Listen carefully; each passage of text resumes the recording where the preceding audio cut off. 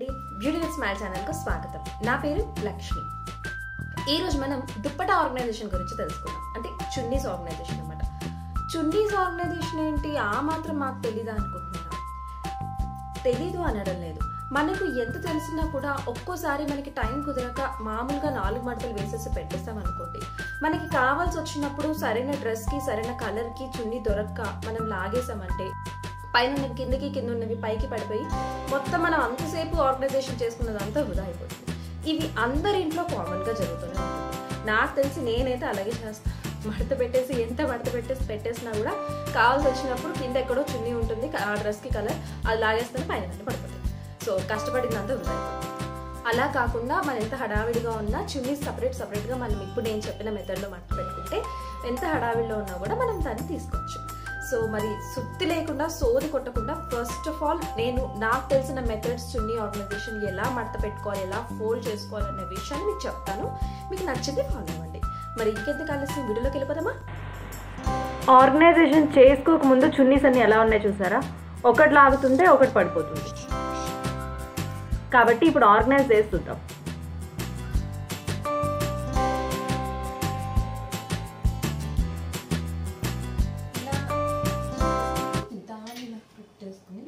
చున్నీని 4 మడతలుగా మడతపెట్టి ఏదైనా హ్యాంగర్కి ఇలా పెట్టుకుని రోల్ చేసుకుంటూ ఉంటే మీకు పర్ఫెక్ట్ షేప్ వస్తుంది. అలాగే కర్ల్స్ ఉంటాయి కదా, బయట అమ్ముతూ ఉంటారు, మనకి చున్నీ ఇలాగే అమ్ముతారు కదా, కర్ల్ అనేది క్రష్ ఎఫెక్ట్ అనేది వస్తుంది.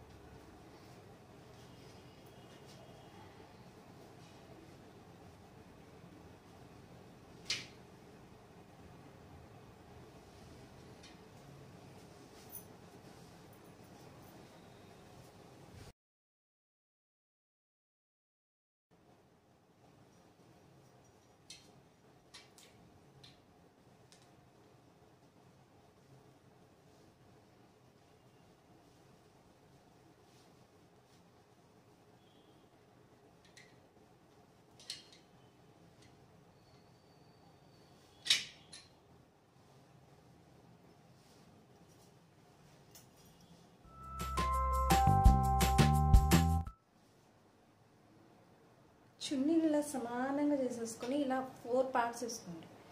చేసుకున్నాక ఈ 4 పార్ట్స్ని దీని మీద ఇలా పెట్టేస్తే ఏదైతే ఇలా ఉంటుంది కదా, దాన్ని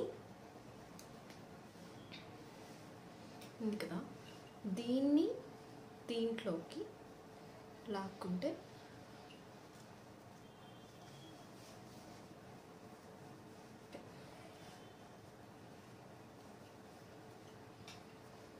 ఇలా ఒక్క చున్నీ ఆర్గనైజ్ చేసుకోవచ్చు. సో ఇది మన బీరువాలో హ్యాంగర్కి పెట్టేసుకోవచ్చు. అండ్ కాటన్ చున్నీస్ కానీ, ఇస్త్రీ ఐరన్ చేసి ఉన్నవి కానీ ఇలా పెట్టేసుకుంటే, మామూలుగా సిల్క్ చున్నీస్ కానీ ఏదైనా పెట్టుకుంటే ఒక 5 to 10 పెట్టేసుకుంటే దీంట్లో స్పేస్ సేవ్ అవుతుంది. ఐరన్ చేసినవి సో మళ్ళీ మనం అలా పెట్టుకుంటే నలిగిపోతాయి అనుకుంటే ఇలా పెట్టేసేసుకుని దీనికి ఇలా క్లిప్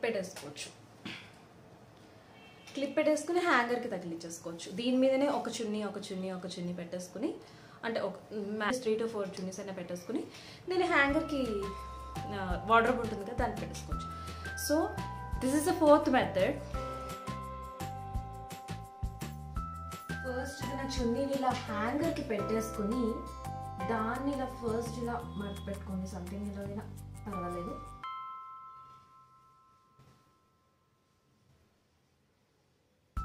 ఇలా రోల్ చేసుకుంటూ ఉంటే మీకు రోల్ అయిపోతుంది. Same thing happen.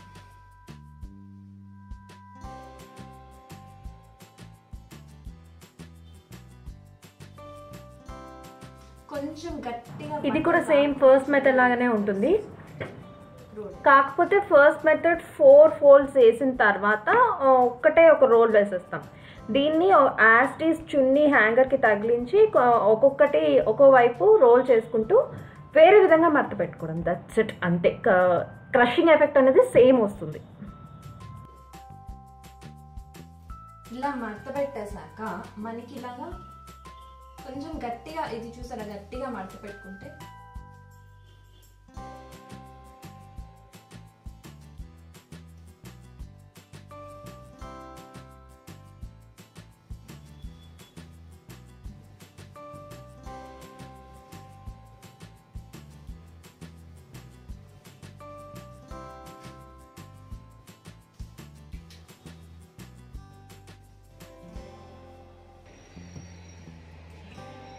నాకు తెలిసిన 4 to 5 మెథడ్స్ దుపట్టా ఆర్గనైజేషన్ గురించి చెప్పాను. ఇందులో మీకు ఏ మెథడ్ నచ్చింది అనే విషయాన్ని ఆల్రెడీ, లేదంటే ఇంకా ఏమైనా మెథడ్స్ ఉన్నాయో అనేది నాకు ఆ విషయాన్ని కామెంట్ సెక్షన్లో కామెంట్ రూపంలో అందచేయండి. ఈ వీడియో మీకు నచ్చితే ఒక లైక్ చేయండి. ఇలాంటి మరిన్ని ఇంట్రెస్టింగ్ వీడియోస్ మీకు డైరెక్ట్గా మెయిల్ ఐడికి రావాలి, లేదా అందరికన్నా ముందుగా మీకు నోటిఫికేషన్ రావాలి అనుకుంటే మా ఛానల్ని సబ్స్క్రైబ్ చేసుకోండి అండ్ పక్కనే ఉన్న గంట సింబల్ని ప్రెస్ చేసుకోండి. మీరు నన్ను ఫాలో అవ్వాలనుకుంటే ఇన్స్టాగ్రామ్లో, ఫేస్బుక్లో కూడా ఫాలో అవ్వచ్చు. నాకు కింద డిస్క్రిప్షన్లో లింక్స్ ఇస్తాను. సో మరి మరొక వీడియోలో కలుద్దామా? ఉంటాను మరి.